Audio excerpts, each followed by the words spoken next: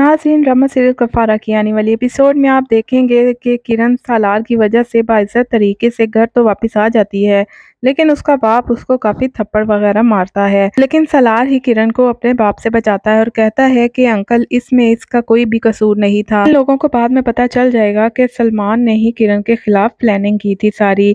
और दूसरी तरफ सितारा की ताई भी सालार को खूब बातें सुना रही होती है, कहती है कि ये हमारे घरेलू मामला है, तुम यहाँ से चले जाओ। लेकिन उसी वक्त सितारा का ताया और किरण इसको बताते हैं कि सलार की वजह से ही वो यहाँ पर मौजूद है, नहीं तो इन दोनों ने ही जेल में होना था।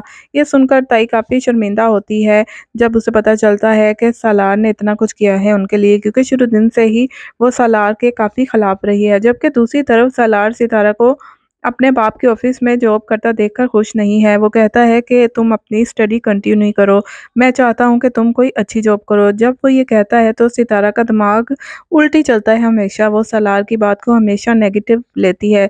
इसलिए एक बार फिर से वो अपनी नेगेटिविटी का सबूत देते हुए सलार से कहती है कि मुझे तो ऐसा लग रहा है कि तुम मेरी तरक्की से जल रहे हो। तो सलार कहता है कि मैंने अपना शौक तुम्हारी खातिर छोड़ दिया, तुम्हारी खातिर अपने बाप और लोगों के सामने घुटने तक टेक दिए, और तुम मुझे इल्ज़ाम दे रही हो कि मैं तुम्हारी तरक्की से चल रहा हूँ। मैं तो चाहता हूँ कि तुम अच्छी एजुकेशन पूरी अपनी मुकम्मल कंप्लीट करो।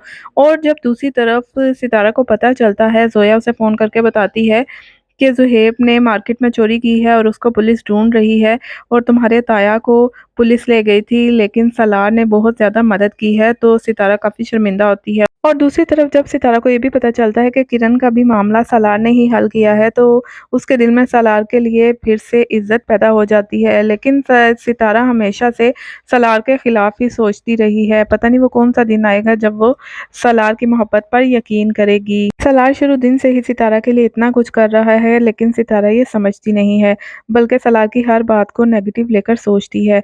जबकि दूसरी तरफ आपको बताते चलें कि कासिम इतना बुरा रवैया निमी के साथ रख रहा है कि सबको लगने लगा है कि निमी के दिमाग पर असर हो गया है, निमी पागल हो गई है।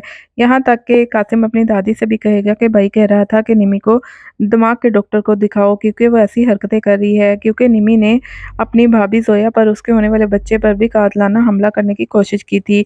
इस वजह से सब लोग यही समझ रहे हैं कि शायद निमी पागल हो गई है, और कासिम यही तो चाहता था कि वो निमी को कहीं का भी ना छोड़े, वो उससे ऐसा बदला ले कि निमी को सारी उम्र याद रहे।